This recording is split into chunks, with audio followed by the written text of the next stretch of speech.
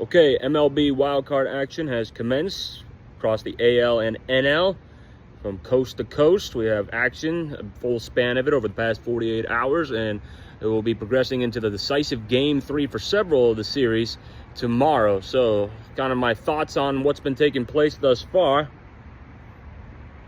It's been pretty predictable, but there have been things that have been theatrical. So we're just going to cut right down to the chase and tell you what the thoughts are from game in and game out. So beginning with the first game of action, okay, it will be the decisive Game 3 between the Tigers and the Guardians. Now, I am a Guardians fan, or victim, whatever you want to call it. I am a Guardians fan, okay? And the Tigers want us to win this series. It's blatantly transparent, all right? They want us to win the series.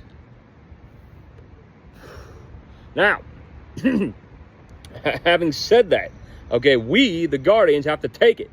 Okay, we can't be having 2 hits per game for the first 2 games combined for a couple 40-foot infield singles and only getting serendipitous in the, 7th or 8th inning when it doesn't even matter anymore because the Tigers have exhausted both Skubal and Mize, the top their 2 aces.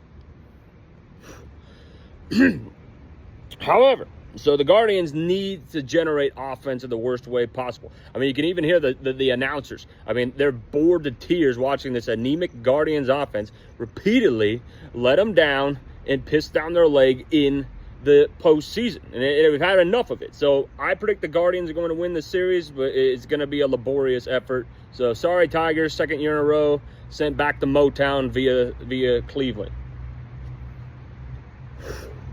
Now, man, that's rough.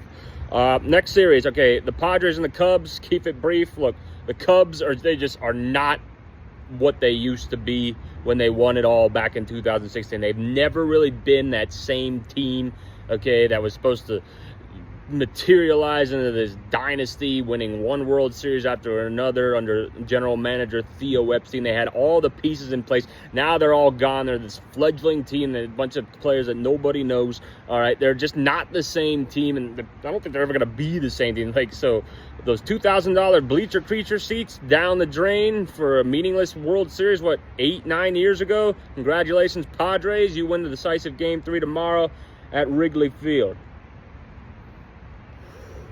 All right, the Yankees and the Red Sox from the Bronx. Now, the Yankees, once again, brief and simple, are who we thought the Yankees were.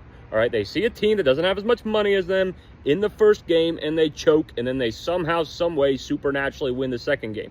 With that being said, all right, I'm going with Road Warrior once again here. The Red Sox get it done. The Red Sox live rent-free in the Yankees' head. I don't like the Red Sox either, but the Red Sox live rent-free in the Yankees' head.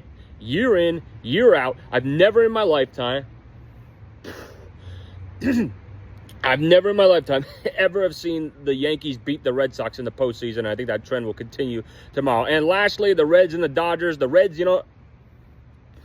they're like a rash, okay? That's why they're called the Reds, because they're really annoying to the Guardians. They think they're like the superior team in the state of Ohio. They're not. They're an afterthought. Yes, they're the oldest team in baseball, and yes, they always have the traditional home opener at the Great American Ballpark, but this is the Guardians' state. The Reds are making the playoffs for the first time since antiquity, all right? I like Terry Francona. I wish him all the best, but come on.